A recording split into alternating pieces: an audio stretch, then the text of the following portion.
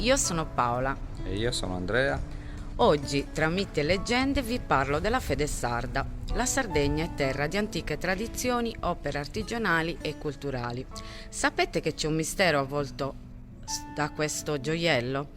Allora, questo gioiello è tanto ammirato e tanto amato. La leggenda narra di un tempo molto lontano, quando la Sardegna era abitata da popoli misteriosi e affascinanti.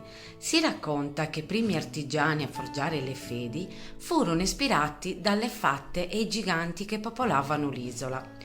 La leggenda più popolare è quella delle Yanas, che vivevano in case scavate nella roccia, conosciute appunto come Domus de Yana, casa delle fatte.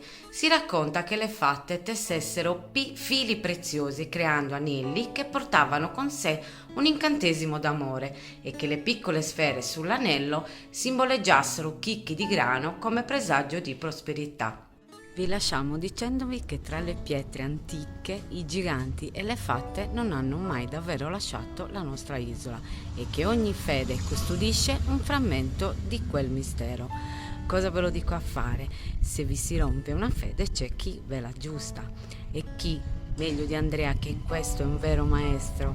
Continuate a seguirci e se avete curiosità scrivete, noi saremo felici di rispondere. Se vi va iscrivetevi e nel prossimo contenuto parleremo di quanti tipi di fede sarda esistono. Ciao e alla prossima!